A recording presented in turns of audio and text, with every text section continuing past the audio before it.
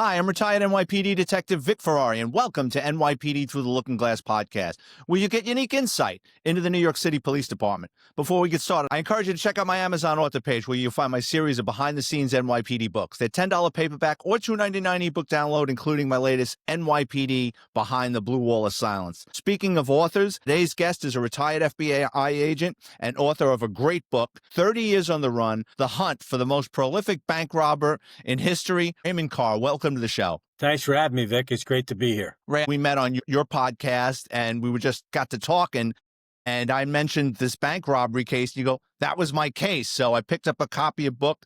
I really enjoyed it. Please tell our listeners a little something about yourself. Well, I was raised in a military family. I kind of lived all over the world. Part of that time was spent up in New York on one of the boroughs, Staten Island. And I went to school, and I always wanted to be a cop since I was a little kid. My uncles were cops. My cousins were cops, older cousins. They were all Philly PD cops. But I didn't want to be a Philly PD cop, although I lived in Philly, and then we moved into New Jersey. I wanted to do something a little bit better. I thought about the Jersey State Police. And then I used to watch this show as a kid called The FBI with Efrem Zimbalist Jr. And I said, man, that's what I want to do. I was a young kid, 7, 8 years old. And that was my dream. I kept working at it. And by the time I hit 30, I was an FBI agent. Early in your career, before we get into the bank robbery, which is a fascinating story, this kind of jumped out at me. Early in your career, you were involved in a case of the upstate New York serial killer Arthur Shawcross. Can you go into that a little? You know, it was kind of funny. I didn't have as much to do with that as you might think, although I was so intrigued. When I was in the FBI Academy, we had a couple individuals come in and talk to us about behavioral science and all these different subjects in the FBI Academy: forensics, law, investigative, how to do investigations, communication. But one of them was behavioral science. And they came in and they started talking about profiling. And that was in the early stages of profiling, when everybody thought that profiling was nothing more than a bunch of hocus pocus, right? So I'm sitting there and I said, holy crap. I said, this stuff is fascinating. I was always fascinated by behavior and by people. I was kind of like a people watcher, and I was always fascinated by that. So I wound up thinking, I don't know how I'll get into this. I thought I'd have to have years of experience and all this. Well, I'm up in Buffalo. It's my first office, and I'm sitting there, and it's 1989, and it's probably about May, June, July, somewhere right in early summer. And I remember an individual comes up from the Behavioral Analysis Unit. It was called the BAU.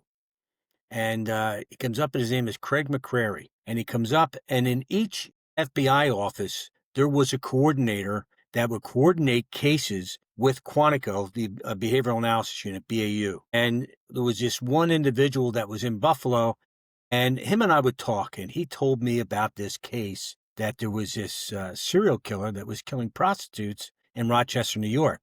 And I says, can I look at the files? I'd love to read the files. And he says, yeah, you can read it. So he did. And then Craig came out, and I was able to read some of the files. And I kind of became a contact, almost like an understudy, to the NCAVC coordinator. Now, what that stands for is the National Center for the Analysis of Violent Crime. And each office has a coordinator, which was this individual. And he kind of took me under his wing and was showing me the different areas with it. And there was a call out. I remember he gives me a call on Thanksgiving morning. I'm sitting there, and it's just me and my 2 kids up in Buffalo, where my wife's cooking a turkey, and I get a call, and they says, hey, I'm going to Rochester. You want to go?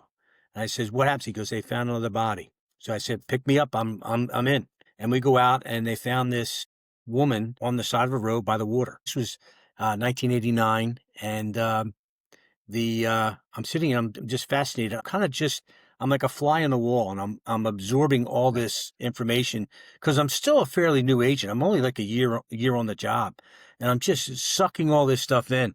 NYPD makes an arrest, and McCrary, along with others down in the BAU, John Douglas, Robert Ressler, and others, came up with a way to interview this individual. And what they did is they sat back and they said, you're not going to catch this guy in the act. So what you have to do is, what he usually does is he'll sit there and he'll kill somebody, and he'll leave him in a place that he can come back, because they like to revisit and live that over and over. And the way they do that, they come back and observe the body. And sometimes he was having sexual relations with these bodies that they were already dead, which is, I know it's sick to Yeah, it's sick. a lot of your listeners, but the fact is that that's the type of individual he was. So what happened is there was a helicopter where they found a body, but they didn't recover it. They let it sit there, Left it. hoping he would come back. And what happened is they were just making circles. And here's a guy in a car looking over at the body as it's there. And he sees the helicopter and he gets back in his car. The helicopter follows the car. He's in Rochester. He goes into his apartment and they head up to New York State Police, Rochester Police, and they go and they lock this guy up and they start talking to him. And they did a great job. The New York State troopers that interviewed him were unbelievable, and their ability to be able to get him to talk. And what they did in getting him to talk is he had a girlfriend, and her name was Claire. And the car belonged to her, and it wasn't his. It wasn't Arthur Shawcross's car. It was Claire's car. And I remember that they kind of took the angle that, hey, Arthur, you know why we pulled you over? And he says, maybe because I don't have a license, right? So he's fishing, but he's Right. very slow to the point where they say, this is not your car. This is Claire's car. I hate to think that Claire would have anything to do with these things, with these homicides, because as they got into them. And eventually he goes, no, she didn't. So he was more interested in protecting Claire, who was the only person that really cared for him. And then he wound up admitting that he did these acts, and he was actually identified by one of the prostitutes who actually survived. She got very uncomfortable with him and kind of just broke it off before he was able to do something. But there was a lot of things that went on in his behavior and some of those things as I read up on this. But that was my first introduction into the field of profiling. And I got bitten by the snake. I was over the moon, and I said, this is what I want to do. And although I never really got down in the unit, I spent some time down there, TDYs. Most of the time I stayed in the field working casework and bringing a lot of cases down to the BAU with doing that. Well, it definitely helps you with this serial bank robbery case, and Oh, heck yeah.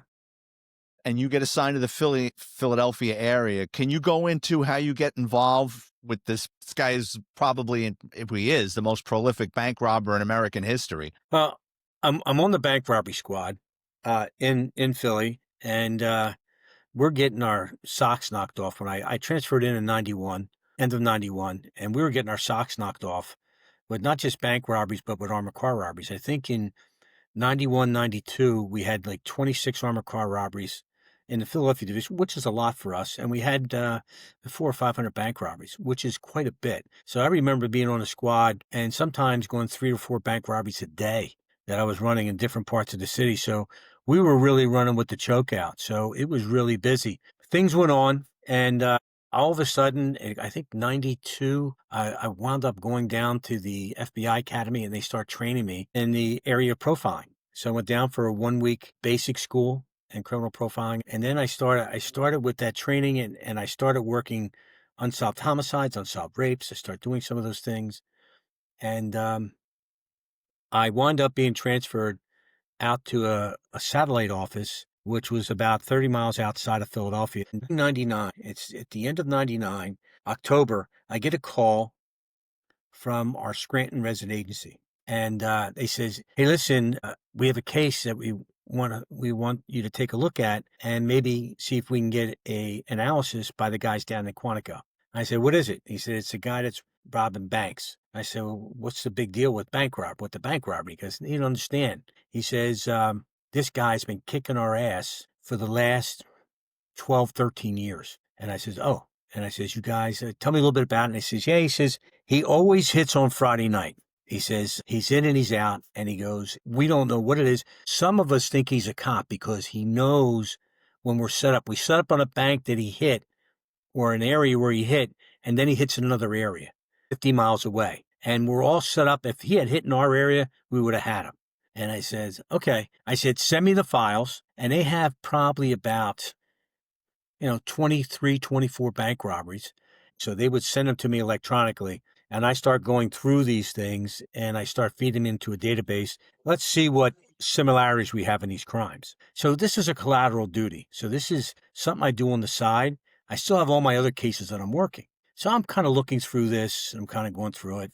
And then we're in 2001, and it's in the early 2001, beginning of April. And there's this police department, Radnor Police Department. And there's some really good guys out there, but they're jokesters, right? And they would always play jokes on the cops. So it was always something going on. So when they call you and they ask you but to do something, you don't know if it's real or if they're messing with you, you know? It's like getting a prank call. I mean, cops are horrible like that. It's great because I did the same thing. We're always teasing guys. So he calls me and he says, "Hey, are you busy today?" And it's never a good way to start out a question. What do you mean, am I busy today? So that's what I said. I said, "What do you mean, am I busy today?" And he says, "Look," he goes, "the other night," he says, "our cops found something in the woods."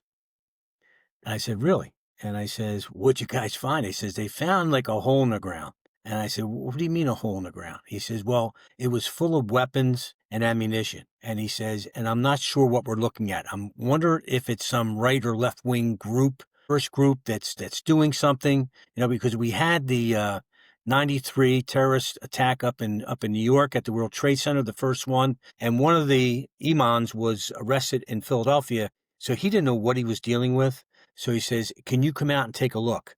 So I says, "Yeah, give me 45 minutes and I'll be out." So I go out and he says, he's got the stuff in the precinct. There's 5-gallon drums, there's ammo cans. And I says, "Have you gone through everything yet?" And he says, "No, we haven't opened everything up yet." And I says, "Will you do me a favor?"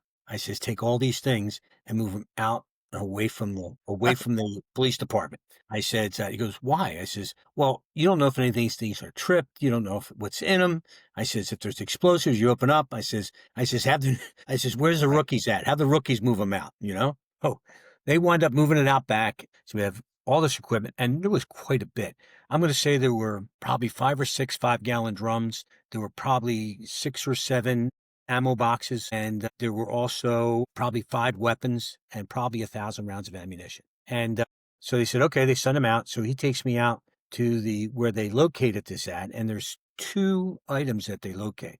The first item that they found were these kids actually brought this information to them. These kids were playing in the woods, and they were building a fort, and they saw this thing buried into the side of a berm. So to give you an idea what this is, it's in a wooded area, but it's in an upper middle class area. So when you walk to the wooded area, this hill would go up and there would be railroad tracks. It used to be old railroad tracks used to run across this. And on the other side were $1 million homes. Now to the right of the woods was a Little League field. So there's kids all over the place all the time. And then right to the right of the Little League field is a township building where the police department's located. So where this bunker is found and where the police department is no more than 500 yards. 600 yards. So he takes me out and he shows me, and here's this meticulously dug hole. And it's probably about 4 foot in diameter and about 3 foot deep. And it's lined with brick. And I'm thinking, holy shit. Well, somebody really took their time putting this together. So first thing they found, these kids, they found this drainage tube. This drainage tube was about 3.5, 4 foot long, and it was about 18 inches in diameter. And inside this drainage tube were all these PVC pipes that were capped on each end. And inside these PVC pipes were documents, hundreds and hundreds of documents. So when the kids are looking at this, they're looking at these documents, they're going through and they're going, oh, they're talking about guns and how to dismantle this gun and dismantle that gun. And eventually the kids go, you know what? I'm a little concerned. So they took the stuff to the PD. The PD sends 2 cops over. One's a sergeant who had done a tour in Vietnam. So he was used to looking for things like tunnels and things of that nature. And he's moving some stuff around and he finds some rocks that didn't look like they belonged there. Right. And a piece of plywood that was kind of covering up this thing. And that's how they found that other bunker. So I was concerned that there may be something else in the woods, or there may be something that's close to the to the Little League field, and you have kids go in the woods. And I didn't want some kid to find a weapon or something of that nature or something that's booby trapped. So we scoured that whole place to make sure it was safe, and it was. So it took us probably quite a bit, but it took us a couple hours, I guess, to go through everything. So I'm going to say I started at 8, 9 in the morning.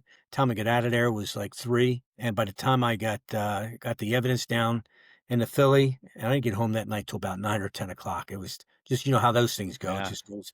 Just So keep I going. didn't really look at anything that night because we took everything from Radnor, the weapons and all these things. And I said, look, we're just going to put in a storage shed. I'll come in and categorize and itemize everything tomorrow.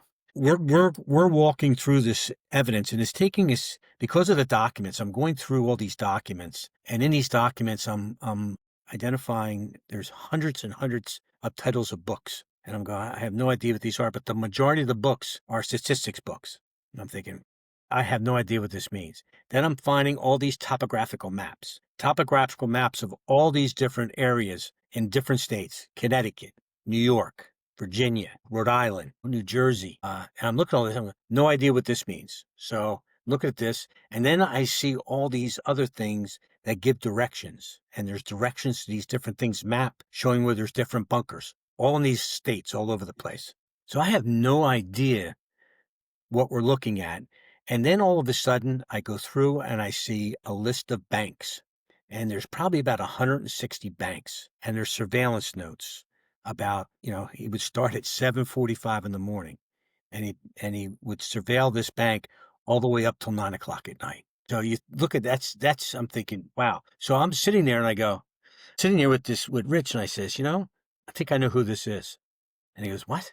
He goes, you're kidding me. I go, well, look, I don't know his name, but I Right. think this is the same guy that Scranton's been looking for, that's been, kicking their ass for the last 13 years. And he goes, no way. I said, look, I'm just telling you, that's what I'm seeing here. So I went home and I told my wife, I said, listen, I know who this guy is. I just don't know his name yet. So now all the work starts, the back work. So I'm taking all this evidence, I'm sending it down to the lab. I sent it down to the lab and I says, look, I need prints. I need you to get me some prints. I need something, and this is not the biggest case in the Bureau right now. There's a lot of other things going on.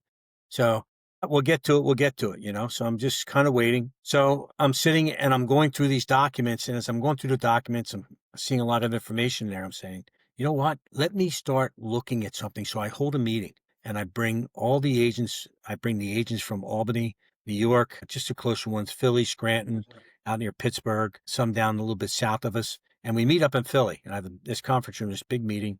And I said, look, I says, I think this is the guy that we've been looking for that's been killing us. But the thing is that there's bank robberies that are listed in your territories as well. So here's a list of banks in your territory. I need you to go back, see if they've ever been robbed, and kind of see what you can figure out for me here.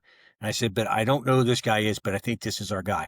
Well, nobody believed me. They thought I was full of shit, right? They said, nah, no way. This doesn't make sense. I'm saying, look, just, pacify me. Just go ahead and do this. And I says, see if this thing works. If it doesn't, then, nothing lost, nothing, Right. nothing risked, nothing gained here. So he said, yeah, okay. So they go back. So I'm saying, I got to do something to my end. So I'm going through and I see this thing and it kind of strikes me. I don't know why, but it says karate videos and it says Dillman plaques. So I Googled Dillman and it comes up to this George Dillman who lives up in the Reading area. And he has dojos all over the place, karate dojos. And I saw karate videos, dojos. So I said, let's go talk to George Tillman. Well, I don't go talk to him. I contact an agent up in our Allentown office that covers the Reading area. I says, can you go talk to him? I give him a background of this. Here's what I want you to ask them. Just see what you can find out. So he walks over in a suit and tie. He calls him, saying, I'm coming over. He's in a suit and tie. He gets there, and this guy, George Dillman, answers the door with his wife, and they're both in robes. So the agent goes, what the hell is this, right? So they said, oh, come on in. They go back, and they get in the hot tub. And the agent's standing there, and he's going, do I have to get in the hot tub to do this interview? I don't know, So he's a little taken back. But he interviews him, and he says, look, we're looking for a guy. And I've come up with a mini profile of this guy.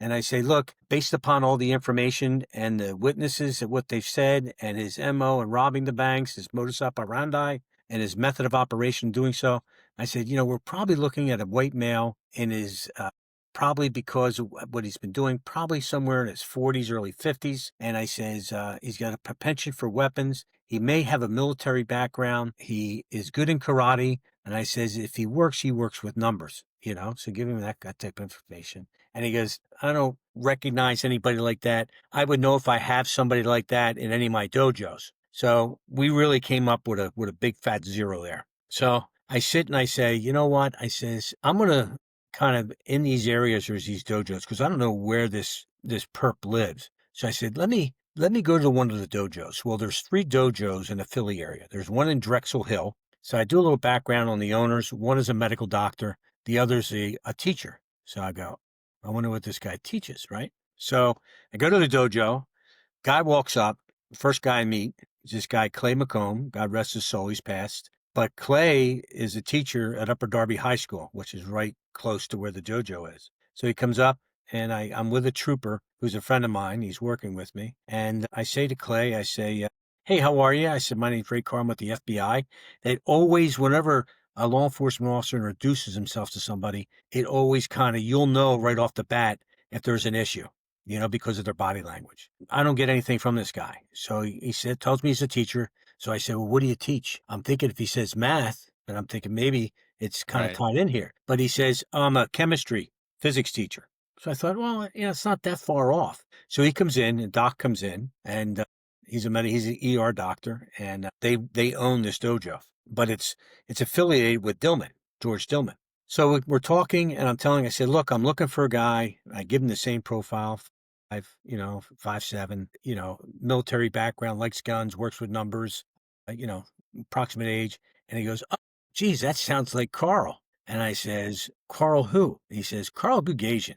I said, what does Carl do for a living? He's a statistician. I said, really? And I says, well, look, don't say anything to Carl because this integrity investigation, don't even know if it's him. And I says, if it is him, then it's all that more reason for you not to say something. So, and these guys were pretty good. They were pretty upstanding citizens. So they were good with it. So we go back to the trooper barracks in Media, Pennsylvania. And myself and Gilhole, we run him up through the system. And he comes up with a juvenile record, and he spent time in Camp Hill. Well, also in the bunker were documents that had Camp Hill yearbook. Camp Hill was a juvenile facility back in the 60s and 70s. So I thought this might be our guy. So the next morning, this is like 8 o'clock, 9 o'clock at night. Next morning, 7:30, I'm in there with our investigative analyst. I say, here's this name. I want you to take this name, and I want you to run it and tell me everything you can about him. 20 minutes later, I hear a scream. Oh, my God. I thought, another mouse in the office, right? I walk in, and I says, what happened? She goes, he lives right across from where the first bunker was found in an apartment complex. I says, you got to be kidding me. I says, wow. I says, okay. I says, give me this information. I call St. Louis, and there's a record depot in St. Louis for military records. And I tell him I'm forwarding you a subpoena. I need all the military records of this Carl Gugasian, because we found out he was in the military, he's in the Army. They sent it to me. I then contact our laboratory, and I says, I want you to check everything you have against this guy, his prints that you find on these things that we provided to you that were in the bunker. No problem. So things are starting to move fast now. So we're probably in the early summer, like June. I'm going to go out to the apartment complex. I walk out to the apartment complex. I walk in.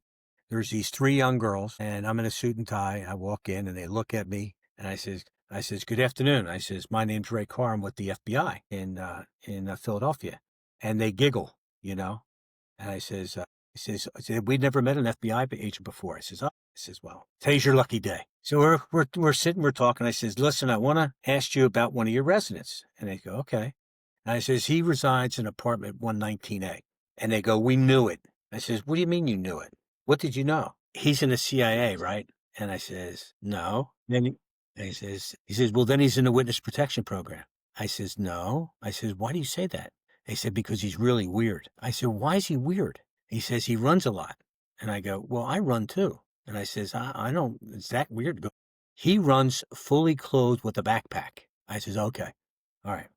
So I said, okay. So is he there? No, he moved out. He moved out about a month ago. So I says, okay. So I talk to the maintenance guy, and I say, can I get into the apartment? I get into the apartment. It's empty. It's clean. I said to him, hey, is there anything that he got rid of that would still be here? He says, it's gone. He said, always used to walk across the street.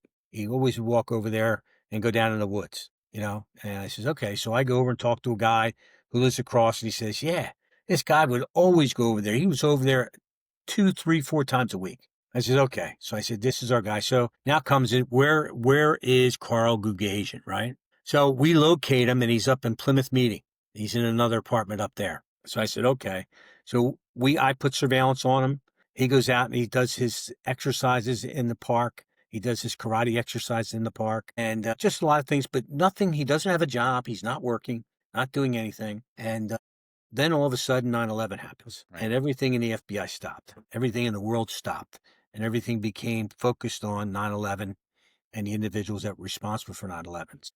Everything that I was doing with this case got put on hold. So we knew that he was our guy. So as things kind of went on, we're moving forward and I get probably in December, I reach out to the U.S. attorney and I say, we have a couple of these robberies that were committed that we believe are committed by this individual that we need to get into the grand jury because if we don't get them in, they're going to expire. What I mean by expire, it means the statute's going to run on them.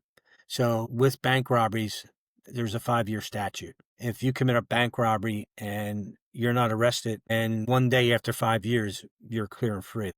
They can't prosecute you. So I said, we need to indict these things before these things move on. So there was 3 of them, and we were able to indict all 3. So we had an indictment, but we weren't ready to do anything yet because things were still moving.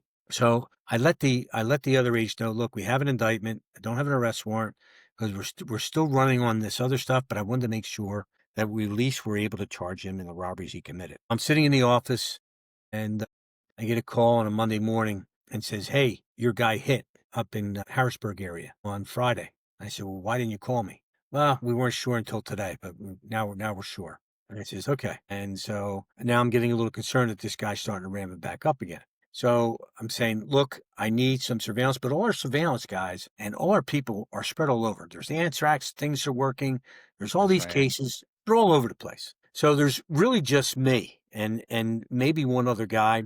Maybe I can get some troopers or something, but it's just was horrendous of all these things. So we wind up sitting in on 2 weeks, and then all of a sudden I get a call another Monday morning. Hey, your guy hit again. We're at Yardley, PA, which is just north of Philadelphia, right across from Jersey on the turnpike. I said, why didn't you call me? Well, we didn't know till today. And I thought, bullshit. You guys didn't want to work Friday night. I'm thinking, we could have been on this guy, got him with the goods and so forth and so on. So I go in, the supervisor say, hey, look, this guy's done 2 robberies in 3 weeks. I says, if he hurts somebody, it's going to be our ass. We need to do something with this guy. And I told the U.S. attorney the same thing. And they says, this is on a Monday. I then went in and we did search warrants on his property, on his apartment, and we were going to use the SWAT guys to do it. We were going to use 2 teams.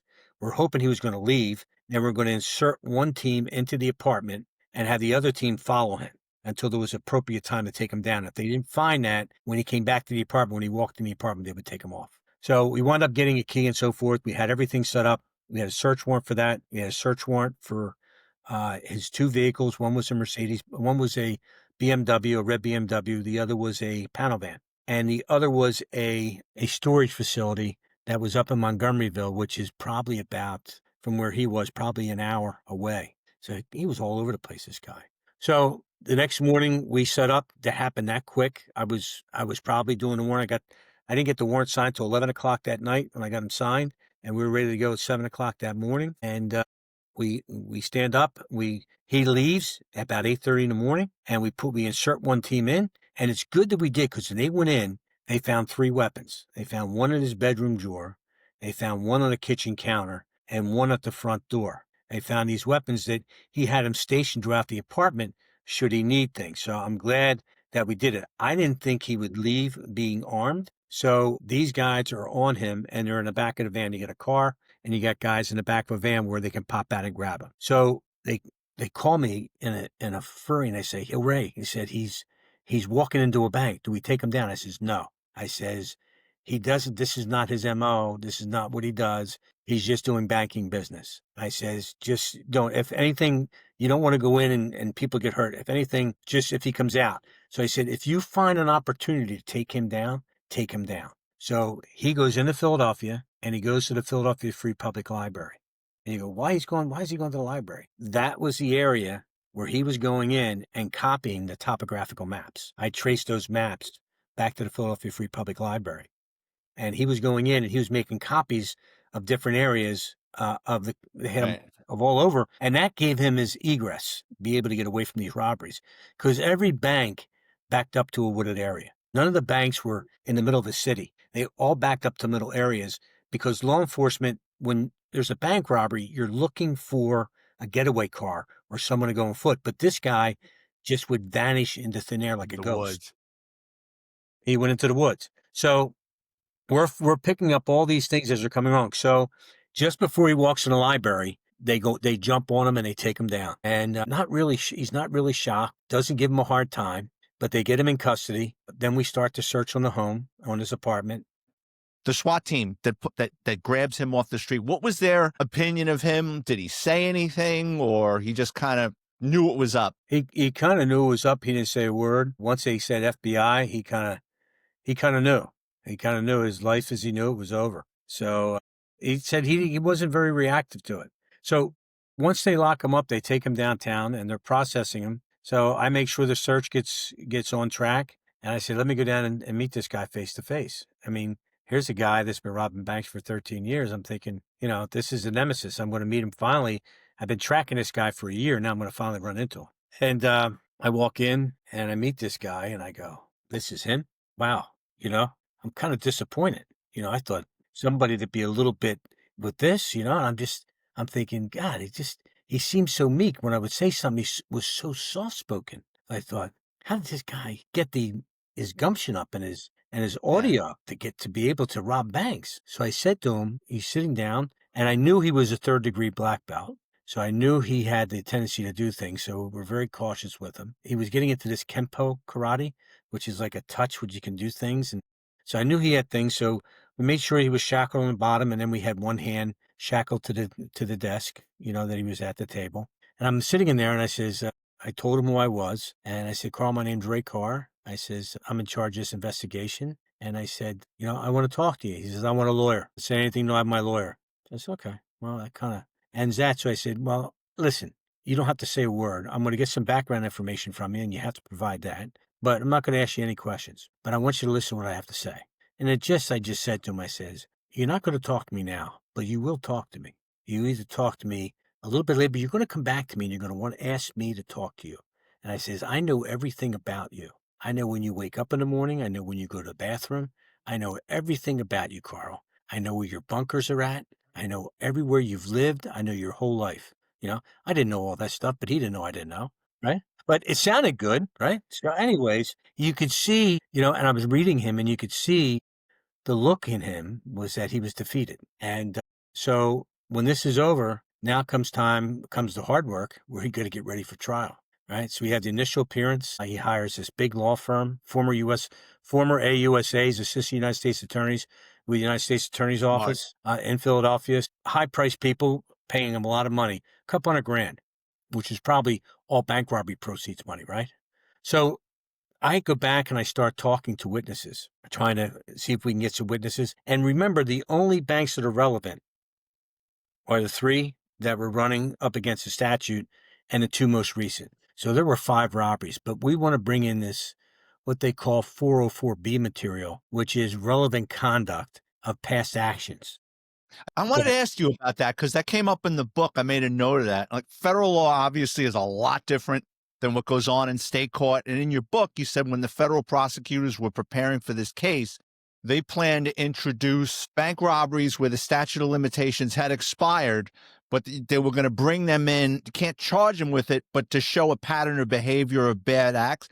How is that even possible? Well, what you have to do, you have to petition the court and you have to ask the court to allow this to be introduced. And it has to be within good reason for that to happen. Right. And you're looking to say, Your Honor, this is a pattern of behavior that's occurred over a long period of time. Although we can't charge them with these crimes, we want to show that there's been a pattern of behavior all the way through for the last 13 years, right? So, and the judge, they hadn't ruled on that at that point because the defense is going to argue, Your Honor, has no relevancy. Right. Well, if it's the same thing and it's the same person, then it is relevant. Although we can't charge him, it's still relevant. But if it's outside the statute, it's not as though he's been tried for those crimes and been found not guilty and you're bringing it up again.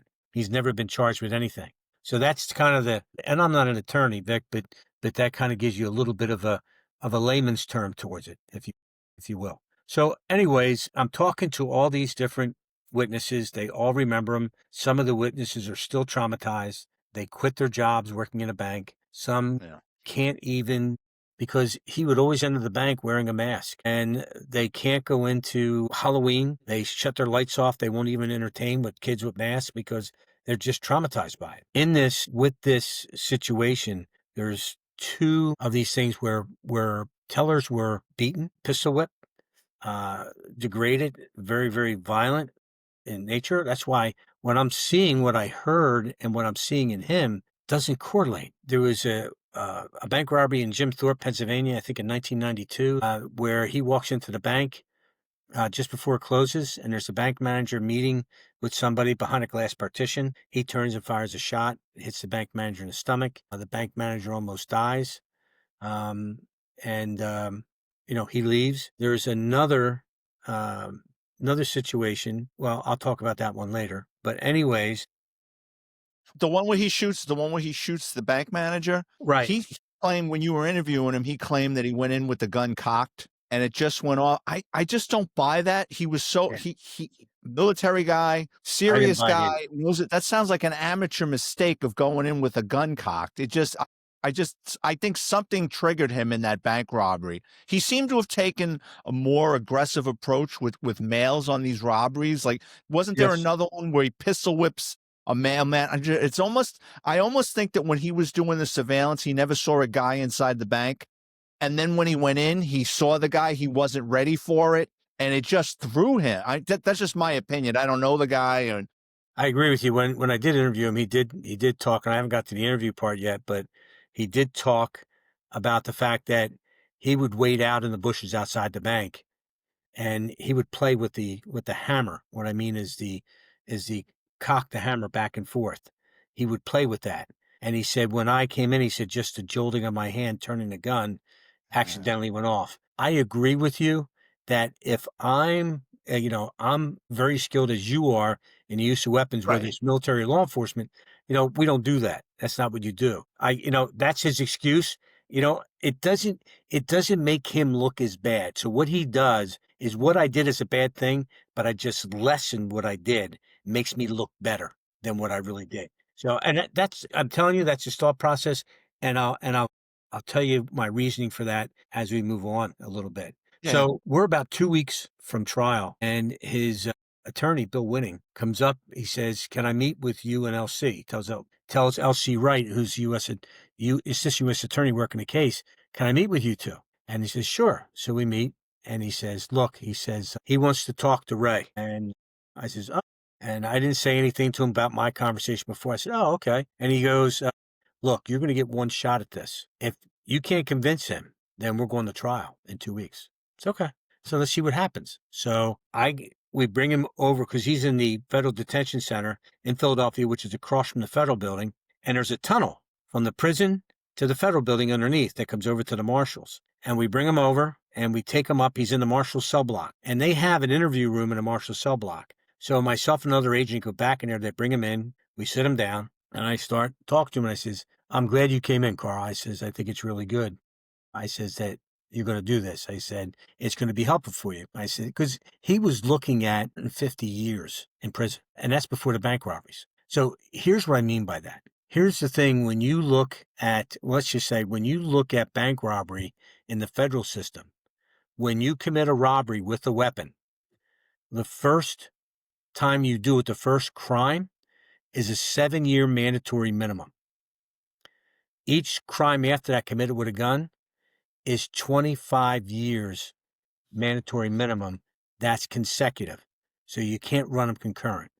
So he's looking at Right. 107 years plus, a lot of other things. He's looking 130, 140, 150 years. Well, he's 56 years old. So you figure 20, 30 years, if you're lucky. In prison, it's going to be a lot shorter because people die a lot quicker in prison. Well, he figures my only chance to get out is to cooperate. So he sits there and he goes to me, he says, "Yeah," he says, "where do you want to start?" I says, "Well, why don't you start in the beginning?" And he says, "Well, in 1972, I said, what happened in 72? Well, that's my first robbery. And I went, no, no, no, no, hold up. I thought, thinking to myself, thinking, holy shit, this guy started robbing banks in 1972. I thought he started in 87. We're in 2002, 2003 here. I'm thinking, I'm not ready for this. So I had to make a quick resurrection, audible. I had to call an audible there. And I said, Carl, when I said start at the beginning, I want to know about your whole life. I said, so we'll worry about the bank robberies later. I said, let's start about you as a child and how you came up and all this stuff. I want to know about you as a man. And he went through his whole childhood and he told me he was born in a displacement camp post World War II in Germany. His father was Russian, was in the Russian army. He was a mechanic in the Russian army, and his mother was Armenian. And he says, after I was born, probably I stayed in this displacement camp till I was about 4 years old. And then we moved to outside of Paris, France. And we lived there till I was probably 9 or 10. And then we moved to West Philadelphia and we lived in a place there. My father worked for a dealership as a mechanic, and he did very, very well to the point that he opened up his own auto body shop just outside of Philadelphia. And we moved into the Broomall area. And he says, I'm with some of my friends when we were in the West Philly area. And he says, we're walking around and we see a school. And there's this school and the window's open. So we decide to go in. And we go in, me and my 3 friends, and we take a couple of saxophones and flutes, and we take them to a pawn shop. We're going to make some money. And he says, we walk in the pawn shop. The guy says, I'll be right back. Let me go in the back. He goes in the back. 2 minutes later, 2 police officers walk in. They take us all in custody. We go down to Haverford Police Department in Havertown. And he says, his father comes down, including mine. The other 3 boys go home. Their parents take them home. They pay what they have to pay. My father says, nope. If he's done this, he's to pay for what he's done. And I spent the whole summer in a juvenile facility with other kids that committed a lot worse than I did. I said right then at that time, Carl saying right then at that time, I thought, I'm never, ever going to do anything with anybody else again. So he continues when he gets out, he becomes obstinate because he's really angry at his father for making that happen. Didn't have much relationship with his dad. And he decides to start doing burglaries. And he starts burglarizing places in Marple and other places around, and he's stealing figurines, he's stealing money. And he goes into this candy store, and he breaks in, and a police officer, they happen to call, someone sees him go in, the police officer comes, tells him to freeze, and he shoots Carl and hits him in the buttocks. Carl goes down, they arrest him, and he does 9 months in Camp Hill. So he's in a real juvenile facility, locked up for 9 months. And he says, in that place, they called us citizens. We weren't inmates, we were citizens. We were treated differently. Having come from the juvenile correctional field, where I did a little bit of that for the Bureau, I get what he's talking about. So it's kind of funny how our lives kind of paralleled. He lived in Germany. I lived in Germany. His father was in the military. My father's in the military. You're seeing this. I worked in juvenile corrections. He was an inmate in juvenile corrections. I'm thinking, wow, we really kind of parallel, but in different directions, Yeah. So plus he's about 10 years older than me too. I says, wow. So he comes out and he's a junior in high school. It's just before Christmas. He comes home for Christmas and he goes in and he sits down with his guidance counselor.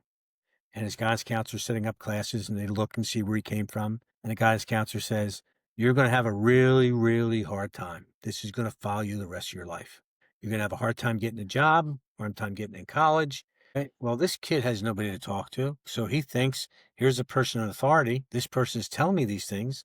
Wow, I really screwed up my life. So Carl, this really sits in with Carl. And he thinks, okay, so I'm going to just put my head in the books and I'm going to do everything I can. And he does. He studies really hard. He winds up at a partial scholarship to Villanova. He gets into the School of Engineering at Villanova and he does real well. And I asked him, I'm sitting at that point, and I said to him, I said, this is one area, the academics. And I said, Carl, I said, what'd you do for fun? Did you go to parties? Did you date girls? Nah, not really. Nah. He was very, very kind of shy, kind of very Introverted. very introverted, really, really was. And I didn't think he had a whole lot of self-value or confidence to himself. And that's what I'm kind of picking up with him. So as we kind of talk, we're kind of talking, and he says, yeah, he says, it comes time for you to job. He goes, I can't. He goes, I go to these these career fairs. He goes, everything's government jobs with engineers. Most of them are government jobs. Everything needs a background investigation. I thought, I can't do that. I'm screwed. They're going to look at my background. I'll never get hired. The only people that weren't looking at backgrounds was the military. They were actually accepting criminals to go over to Vietnam. Right. So Carl says, I know what I'm going to do. He says, I'm going to go into the service, serve my country. I've been to the service. And I says, well, why didn't you go as an officer?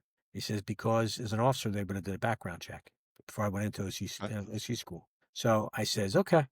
So I said, he says, yeah. So he goes, I became this guy. He goes, I went up through the ranks to sergeant very quickly because I was smarter than everybody. And he says, I put in for this job down in Fort Hood, Texas. It was a special weapons program. And he says, I really thought I would be good at this. I'd be really good. And he goes, I didn't get it. And he says, I knew that they did a background and they found out about my juvenile record. And that's why I didn't get it. So what that teacher said to me was true. And I said, Reinforced it.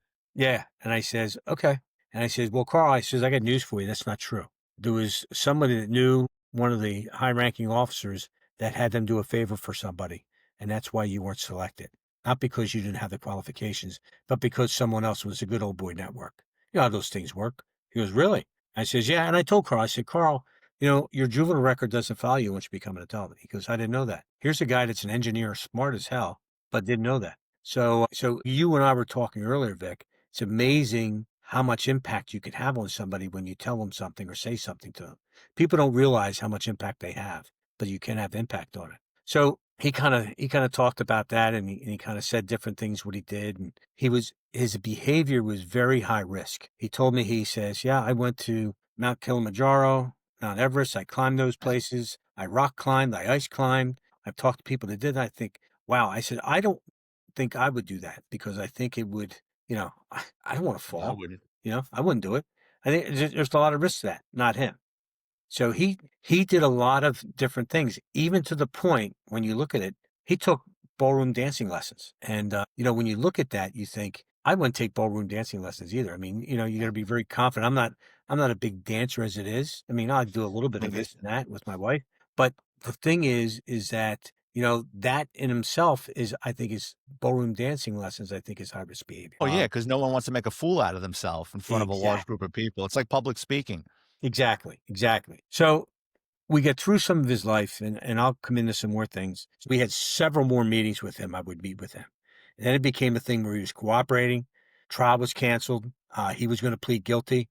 It was going to be a C plea. Now, what a C plea is that his defense attorneys and the prosecutors agreed on a sentence for Carl, which was 17 and a half years. That Mm. doesn't necessarily mean that's going to happen. The judge Right. has to agree to it. Usually the judge will, because they usually have conference meetings with the judge. They tell them what they're thinking, and the judge will say, that's not going to work, guys. You got to do better than that. So the judge apparently agreed with that. So that's why it had him cooperate to the level he did. So I says, okay, Carl, I'm ready now.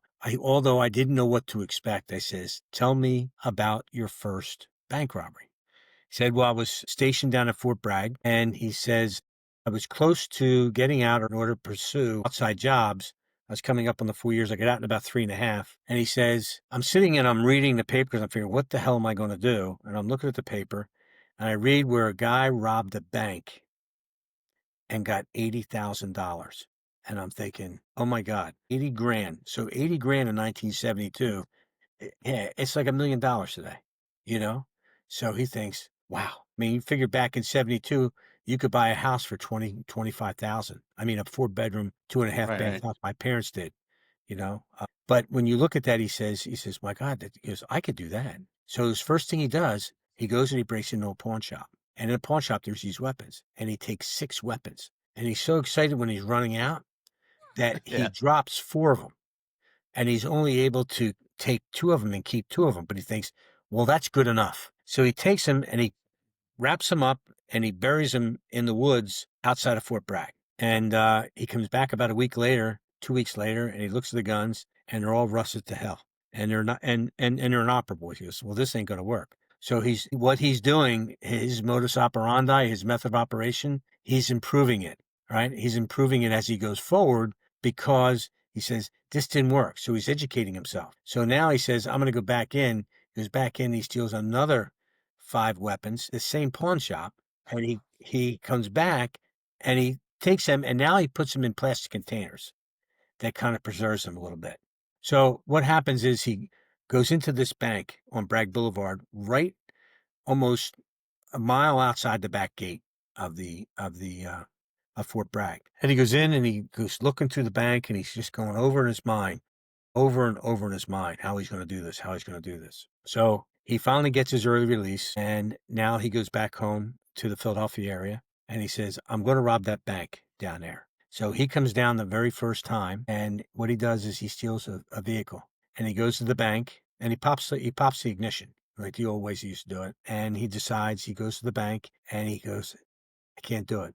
And he leaves. He takes the car back and parks in a long-term parking at the airport. And he leaves it at the airport. He gets a plane. He goes back home.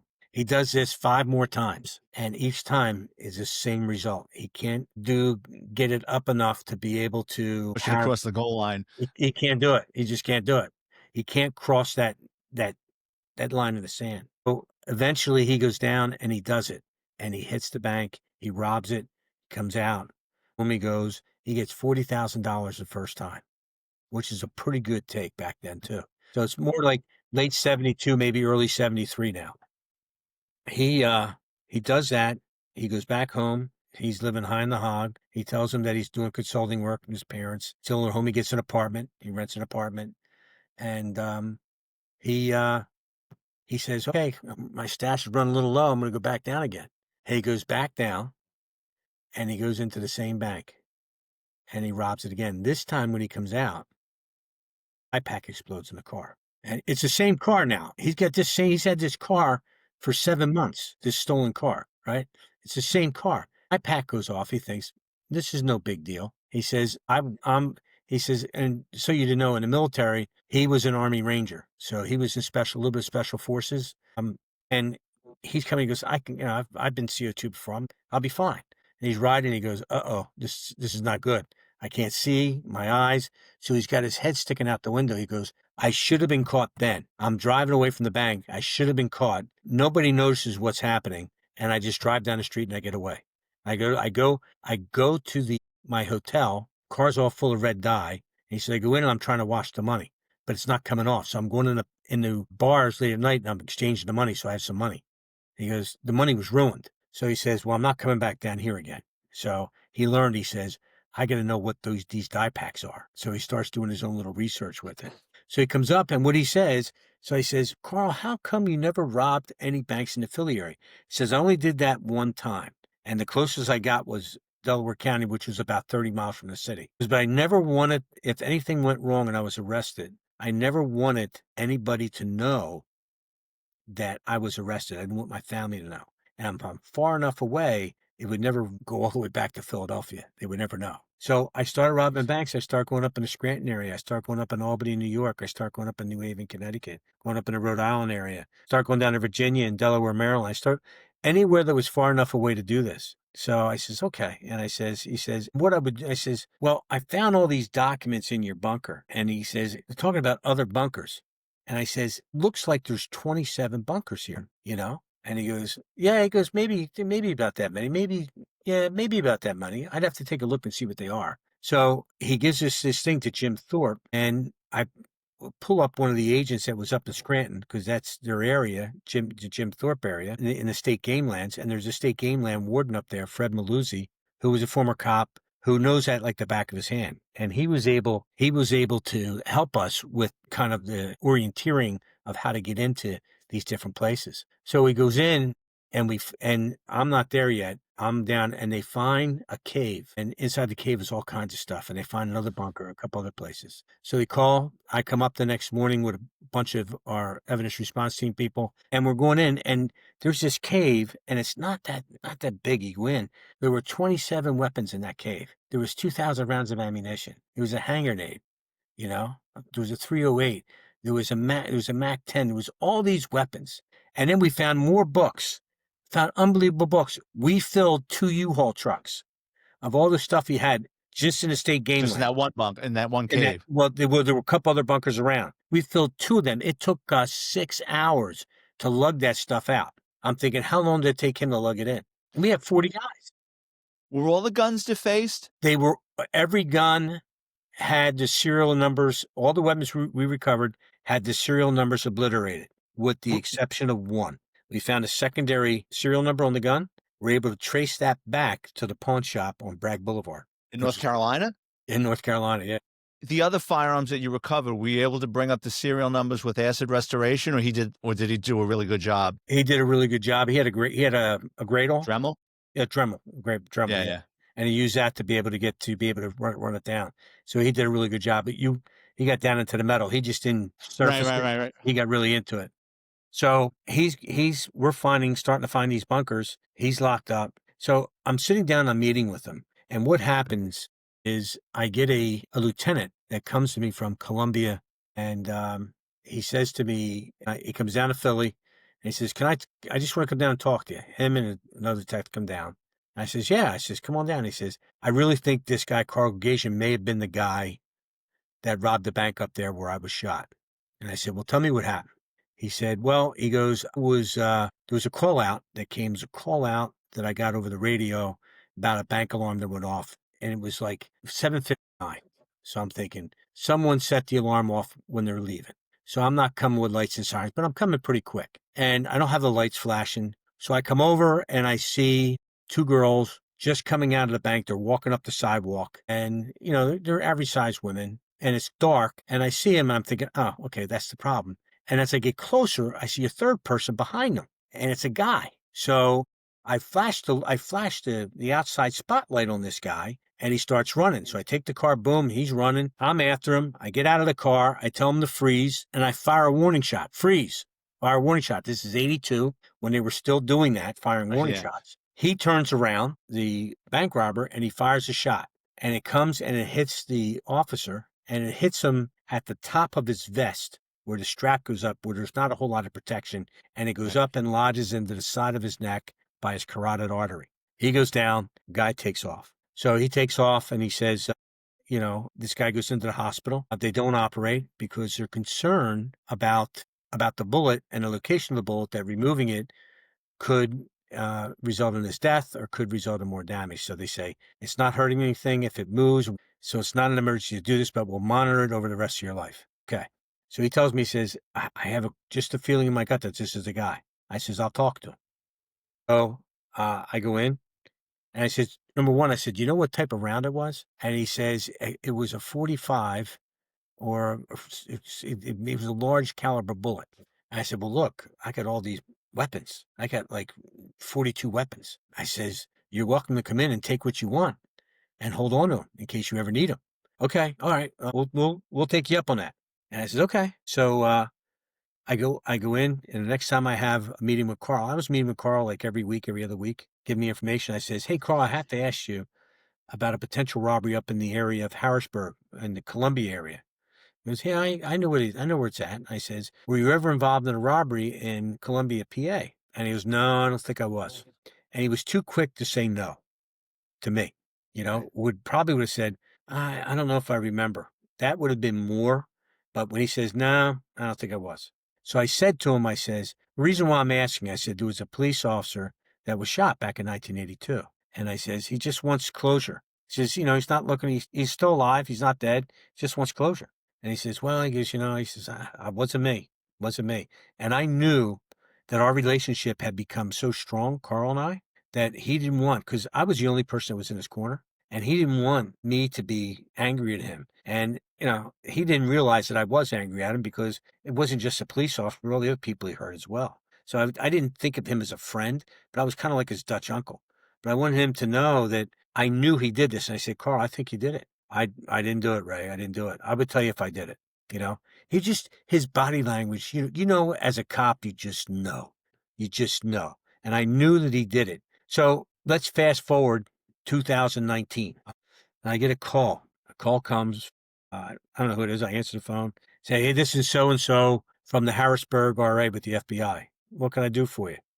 And he says, "Hey, I'm just wondering if you still have the weapons or know where the weapons are that were in the Gagation case." I says, "Dude, I've been retired for 6 years." I says, "I don't Right. know where those weapons are." Says, "As far as I know, they were going to be destroyed, but I have no idea." I said, "Why are you asking?"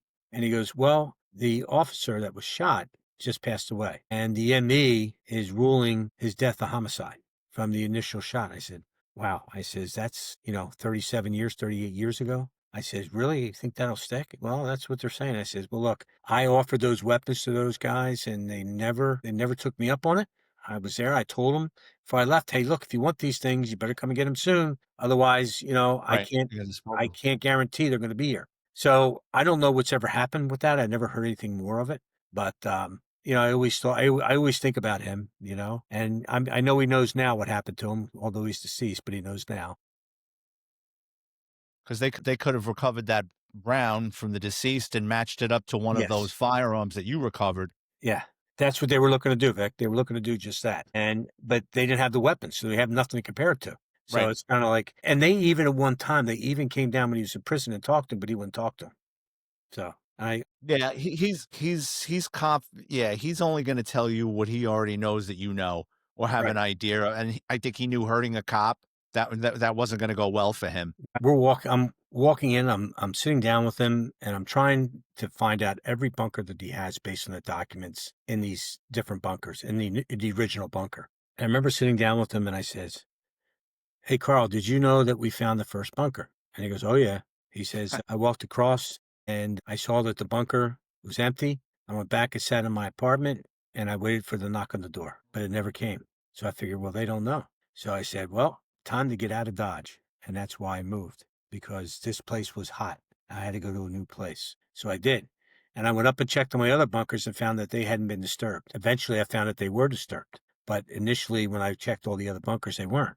So I said, Right. "Okay." So we're looking through things and he directs me to a couple different bunkers outside of Philadelphia, Fort Washington area. And I go up and I look and I had him on standby because I have a lot of agents from the evidence response team to find these things so we can take them. And I said to him, I said, "I'm going to put you on standby just in case I have a question." And I couldn't find this one bunker. I knew I was close, but I couldn't find it. So I called the prison and I had a guy in the prison I knew. And I says, "Hey, can you put him on the phone? I'd ask him a question." So he says, "Hey, I can't find this bunker." And he goes, "Well, where you at?" And he says, "There's a house." And he says, there was a white fence. And I said, "Well, there's a yellow fence here." He goes, "Well, they painted it, Ray. Probably used to be white." I said, "Okay, I get it." So he goes, "There's a big tree." He goes, "Just before the fence." He says, "It's one larger than any other trees around." I says, "Okay, I see it." He goes, "There's a path to your right." All right. He says, "Take 50 paces." He goes, "Remember, your paces are different than mine. All right. But go down about 50 paces or so." I said, "Okay." So I'm down here. I said, "What am I looking for?" He goes, "Look for like a slate stone." I says, "Okay." He says, "There should be some." I find him. I said, "Okay, I got it." I said, "That's pretty good." I says, "Your memory's great." I said, "When's the last time you were here?" He says, "Oh, about 8 or 9 years ago." And I'm thinking, wow, what a memory this guy has. So I'm thinking, wow, this guy really has a memory here. Anyways, things go. We wind up getting to the point, and I'm talking to him, and I said before he goes into the sentencing hearing, I said, you going to do a statement?" And he goes, "Yeah, I'm going to do a statement." And I says, he goes, "Ray," he goes, "I never realized till I talked to you." He goes, "Always looked at bank robbery as a victimless crime." He goes, "I figured it's not their money." And I says, "Yeah, but Carl, you walk in with a gun and you start yelling and screaming. They Yeah. don't know what you're going to do. They don't know if you're going to shoot them. How do you think they feel? How do you think they sleep at night?" Because I never realized that. I said, "Well, now you do." Well, inside of court, there was a few of the tellers that wanted to do victim impact statements. And they did in front of the judge. And they did these victim impact statements. And when the judge came to Carl, Carl couldn't make a statement. He was so affected by what they said. And he was sentenced to 17 and a half years in federal prison. His first stay was in Ferreton, which is over in Vineland, New Jersey. And then he moved to Fort Dix. And I went out and saw him a couple times, especially just before I left the bureau in 13. I went out because I had to have him sign documents to destroy the weapons, that he didn't want the weapons back. Not that he was Being going to get convicted them, but felon. it's just a procedure that, then he has no right to them. So we did that and we kind of left and things were fine. And all of a sudden I get a call. I'm teaching at a university. I get a call from probation and parole in 2017, late 2017. Now he's been locked up since 2002, February 2002. We locked him up. And I get this call and this guy says, he goes, "Hey, are you Ray Carr?" I says, "Yeah." I says, "Who are you?" He goes, "Well, I'm so-and-so from probation and parole." He goes, "I just got Carl Gugate's case." I said, "He's out?" He goes, "Yeah, he's out."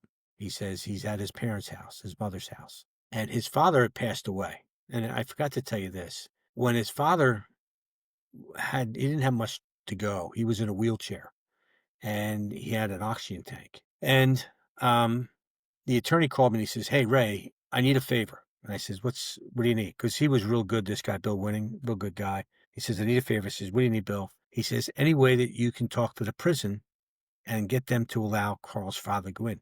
He doesn't have much time left and he wants to see his son one last time."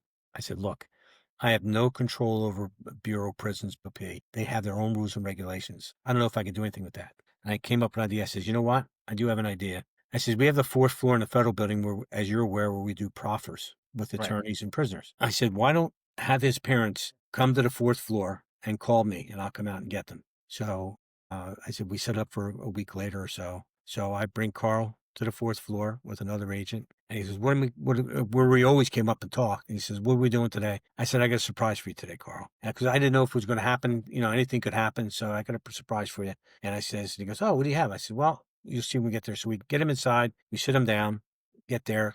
Phone rings. It's the mother, the father, one of his brothers, and his girlfriend. And I bring him out and I tell the mother, the girlfriend, the father, "You can't come in here.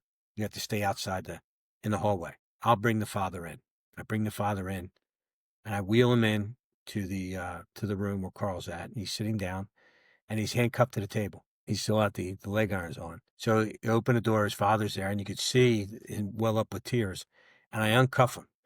And I says, "I can only give you 20 minutes. And I says that I can't close the door all the way.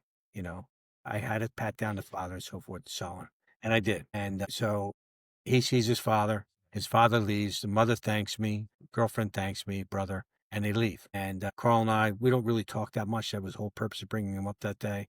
We walk down, and just before he goes back into Marshall's custody, he says, "I'll never forget what you did." And I said, "Carl, I didn't do anything special. All I did was I treated you like I'd want to be treated." And his father died 2 weeks later. So it was really, really appropriate with that. But his girlfriend, I remember when I first went to interview her before Carl was cooperating. And she says she worked at a law firm at 20th and Market. And she goes, I went up to the law firm and she says, "You got the wrong guy." She was a paralegal. She goes, "You got the wrong guy. He never did this." And I says, "Really?" And I says, "How do you know? How can you be so sure?" "I just know him. I've been dating him for 3 years. I know him." "You've been with him for 3 years?" I says, "Have you ever been to his apartment?" She goes, "Of course I have." And I says, "What does it look like in the inside of his apartment, if you remember?" She goes, "Well, I was never really inside. He always made me wait in a little foyer area of the apartment. He never let me come into the apartment. We always stayed at my place." "You never found that strange in 3 years? You never Yes. stayed at his place?" And all of a sudden there's like a pause. And she goes, "Well, I don't know." And I says, "Think about that. Think about what I just Yeah. said to you." I said, "Think about what message that is. You think he might have been hiding something from you?" "No, I don't know. No." Well, she came around that she fact did. I have talked to her since. We were trying to do a documentary, but she wasn't interested in participating in the documentary. Neither was Carl. And I met with Carl about maybe a year and a half, 2 years ago. And they were trying to do a documentary for Netflix or HBO Max. And I'm sitting with them. I'm having lunch with them.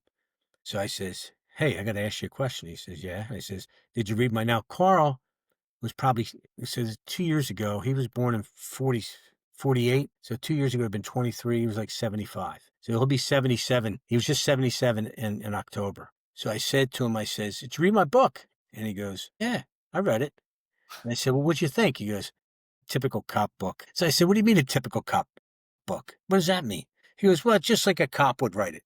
And I said, "Well, would you have written it different?" I said, "Imagine if you would have collaborated with me, how much better this could have been. I could have said things, you could have said things."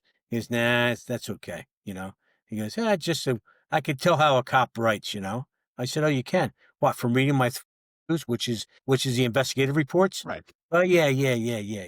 But he was kind of funny. I says, "Do you have any regrets?" And he says, "Just one." And I said, "What's that?" He says, "Getting caught." He's a criminal. I said, "Yeah." I said, you would think he never changed. The thing he did do, and one of the things I said to him before sentencing, I said, Carl, you've done a lot of bad shit here. You've hurt a lot of people, physically and mentally. And I says, you get a chance to turn this around. You get a chance to do good, but that's up to you. And he went into prison and he started to help the prisoners get their GEDs. And he's still doing some teaching at 75, 77. He's still doing stuff. I guess he still is. I haven't talked to him in a while. He's doing some things, but he did tell me when I talked to him, when he got out of jail, he was living with his mother and his brother, who was also living there. He was taking care of his mom, but his brother went out in the backyard and committed suicide right in front of Carl. Oh, And come on. he had two brothers, George and Andre. He said it was pretty tough to do that. And the police came. I thought they were going to lock me up because I'm not allowed to have any weapons around me. Here, my brother had a weapon. I didn't know it. And he said, well, I says, apparently they believe you, Carl. So he's had a rough go of it, the guy. He really has. Well, let me ask you, Ray. I mean, with his personality type that he needs to push the envelope to have some kind of excitement in his life. And I know he's 77 years old, and I don't think he would have the balls to rob a bank again. Do you think he would commit another criminal act at his age? I think if the opportunity presented itself and he didn't feel as though he could be caught, yeah. And look, I've ran this experiment in some of the classes I teach. If I told you that you could rob a bank or do a robbery and there's no chance of you getting caught, would you do it? No, because I know I would get caught and I don't look good in orange. Well, that's it. But you talk to a lot. Some of these people. Well, now you're telling me they start asking me questions. Are you sure I can't get caught? If I can't caught, yeah, I'm going to do it. So that's what I think. And I says, well, what you're telling me is that's a question that determines your character. You know, Yeah. when you think about that, your character, your integrity. I says those are things that there should be no question. Doesn't matter what the circumstances are. The answer is no. But So let me just fire off a couple of yep, questions you because, got it. again, this is a great book. I really enjoyed it. The firearms inside his apartment. Obviously, when you went in there with the search warrant, you said, yeah, he's ready to shoot it out with us. But then you get to meet Carl and you get to spend time with him. Knowing now what you know, do you think he would have shot it out with the FBI had you gone through the front door? I think, and I look back to the detective in Colombia, I think if he felt threatened, I think he would have. I'll never say never. I'll just say that if he was given the opportunity and he felt that he could be successful, I think he would have. Look, I mean, his life, I mean, Stats. he lived 30 years and he amassed more than $2 million in bank robbery proceeds. But I told him, I said, he goes, he goes, I didn't think I made that much. I says, well, how you been spending? You got $500,000 in the bank. And although we couldn't tie all that money to him because he commingled it, because he was a professional gambler as well. So he commingled that money with other money that he won. But I'm thinking, and I try to tell the U.S. attorney, listen, the money that he used to gamble with was not his money to begin with. He stole Right. that That was money. the seed money. Right. And I said, but he goes, that's outside the statute of limitations. So you can't go after that. So there's a lot of legal ease stuff that was in there, but he was a different bear. Really And was. he was a professional card counter, right? You told me he got Yes. kicked out of Atlantic City and Las Vegas. So he could have made money doing that. Yes. And I always told him, I said, your degree was in electrical engineering. I said, had you pursued that, you would have made more money than you did Oh, robbing yeah. banks over the course of 30 years. Carl Gagazian planned for every scenario. Do you think he planned for the day he'd get caught? I think he was stupid if he didn't, I mean, he knew, he didn't look confused at all. When I approached him, he knew exactly the course of action he wanted to take, he knew exactly which direction he wanted to go. He was also a master of topography and he relied heavily on those maps. When you were proffering him, was he ever surprised that a map was wrong or the terrain changed? Like, did he ever have any of those oh shit moments in the middle of a bank robbery? There was one time he said he thought he was going to get caught. He robbed a bank up in, I think, maybe Wilkes-Barre area, and the police got there unbelievably quick when he fled the bank that he had to fall and get down. He was wearing black and camouflage clothing, and he was laying in a ditch, like a water ditch on the side. and there was a trooper that walked right by him several times up and down looking in and never saw him.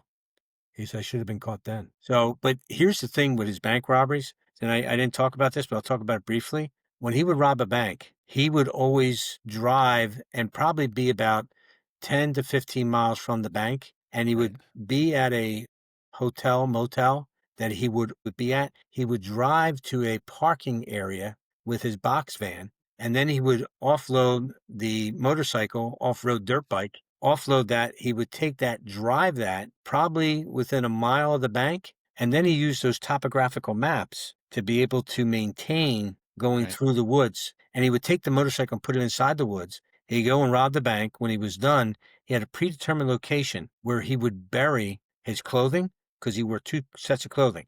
And he would take the outer clothing off, the weapon, and the money. He would bury that and put that in an area where he could conceal it. He would leave and come back 2 days later, pick everything up, and go home. And he would lay in the woods for 4 or 5 hours because he always anticipated there could be checkpoints or they would shut the roads down. He was a patient man. I thought about that. I mean, I'm in Florida and we're having a cold snap. I let the dog out this morning. It's about 50 degrees. And I'm like, this guy was laying out in the woods in Pennsylvania, 20, 30-degree weather for hours Yep. before he made his way back to that van to drive off in the middle of the night. Yep, absolutely. He was meticulous in his planning. He was extremely organized. He was not disorganized. He was extremely organized. Everything he did, he was organized in what he did. And he got better. He got Yeah. better. Oh, yeah. In 1981, Gagazian gets arrested in Springfield Township, Pennsylvania during a car stop where he has 2 guns, one's defaced, bolt cutters. He told you he wanted to take a break from bank robberies. You had a much different take on that. What do you think he was doing that day? He was breaking into cars. He would go into dealerships. He was breaking into cars, stealing radios, car radios, popping them out and stealing them. Here's the thing. One of the things that why I also thought that he shot that police officer, Vic, is because from 82 to 87, he didn't rob any banks, he told me. Just like you said, he was taking time off from robbing the banks. 5 years. Right. And I said, "Well, what did you do, Statute of Paul?" limitations. Right. I said, "Well, what did you do?" He said, "I sold books." And I said, "What do you mean you sold books?" Yeah. He goes, "Well, what I did," he says, "I would go into these college bookstores with a long trench coat and I would just steal books all day long. And I'd walk out and I'd stash these books and I'd have 30, 40, 50 books of different things. And I would take those books and I would go to universities like Columbia and other NYU up in New York. And I had my van and I would put up things on the university and I would sell the books." And he goes, "In 2 days, I would make 10 grand. He goes, "I was making good money doing that. I only had to do that a couple times." And he goes, I said, "Well, did you ever get caught?" He goes, "A couple times, but I'm a poor college student. I didn't have any money." And they kind of let me go. But I hit University of Penn bookstore, Villanova bookstore, St. Joe's bookstore, Temple bookstore. He goes, "I was all over the place. Any college I would go in, I would steal these books." Car radios. I don't know how you go from robbing banks to car radios. I think it's that high risk behavior. Can I get away with it? During his crime spree, he admits to shooting 2 people, not the cop, during his bank robberies. And one of them is I mean, it's funny, but it's not funny. He goes into a bank. He asks the teller to open up the vault. She tells him she doesn't know how to open up the vault. He points a gun at another teller and he says, "Does she know how to open the vault?" And she goes, "Yes." So now he starts arguing with this teller and he realizes, "I'm on the clock. I gotta go." As he's running out of the bank, he encounters a woman who's got a bunch of receipts in a night bag. He goes, "Give me the bag." She tells him no. And then he winds up firing a shot at her and grazes her neck. That sounds like something out of a movie. What happens is the gun goes off when he's trying to wrestle the bag away from her. And I it don't doesn't buy it. graze the neck, it grazes the ear. She gets a nick on her ear. Then she lets go of the bag. You know what? I still don't buy that with him with cocking the gun and that shooting. I think he was so frustrated and embarrassed by one woman putting him off, not letting him into the letting him into the vault, and then the second woman has the audacity to tell him no. I really think his temper got the better of him. People that work in military and law enforcement, his finger wouldn't even be on the trigger dealing with a woman. At Absolutely. least I wouldn't. Yeah, I totally agree with that. I mean, there's some when you think about it, he wasn't as meticulous or error-free as you might think. That's why he got caught too. I get a kick at it during one of the proffer hearings. He starts robbing banks closer to home because it's more convenient. Yeah, he did that too, yeah. That's a couple that he did. Okay, so the last question I wanted to ask you is, he goes away and he's housed at Fairton, which is a medium security. Then he goes to Fort Dix, which is a low-level federal correction institute. Considering he used a gun during the bank robberies, why didn't he go to a high, like a federal penitentiary? I think they do that, the assessment within BOP, and they kind of assess, and you look at him. Hey, look, if you ever had the chance to speak with him, he's very small in stature. And I told them initially, the BOP guys, because we had a person from the prison assigned to the FBI, and I would tell them, I said, look, this guy has Kempo, third-degree black belt in karate. I said, he can really hurt people if he wanted to. They put him in isolation for 3 months until they got a feel for him. He was in the SHU unit, which is a special housing unit, where you're locked down 23 hours a day. You're allowed out 1 hour. He said that drove him nuts. He said that's what really brought him in. I didn't do that on purpose. They did that. I didn't do that. I just said, you better be careful with this guy. So they didn't put him in general pop, and they were concerned about him because he was high risk when he was in the detention center in Philly. I guess afterwards his behavior was so nonviolent, and he didn't get involved in anything because he said people come up to him all the time. Hey, tell me what you did. And he was always quiet. He never talked to anybody. He never bragged about what he did. They all wanted to know, how did you rob the banks? How'd you get away with it for so long? Oh, sure. There was an article that came out in a magazine, but it winds up in prisons. And this guy wrote an article about Carl. And, it was all over the prison. And they wound up pulling the magazines out of the prison. I forget what the heck was the name of one of those magazines. I forget what one it was, but they did an article about him. And he just Mark by, but he always didn't want the popularity. That's why he wouldn't participate in any of the documentaries. He didn't want anything to do with anything. He didn't participate in the book and writing of the book, but then complained about it at the end. Well, don't complain if you're not gonna participate, So, Ray, my last question, and I think I know the answer to this. Do you miss your former career? No. Really? No, You I don't miss being an FBI agent? Nope, not at all. With everything that's going on today, I don't miss. Let's put it this way: I don't miss the work. I miss the people. You sound like The work. I don't miss call outs at 2 a.m, 3 a.m. I don't miss, the 14, 15-hour days. I don't miss those things. I miss the people. And the thing is I still talk to the people. I still get together with them. But, it's funny you say, do I miss it? But yet a lot of things I do on my side business is based on what I did in the Bureau. Oh, I haven't had a chance to miss it yet, I guess I should say, Vic. All right. So please tell us about your Cold Red podcast. Cold Red, we're going to do our 100th episode tonight, 11/11, Veterans Day, and we have a veteran coming on, going to talk about some of the crimes he's worked as a veteran in the, I think, Air Force. And what we do is we bring in all different types of people like yourself that are former law enforcement, Vic, and we really like to focus on the victims.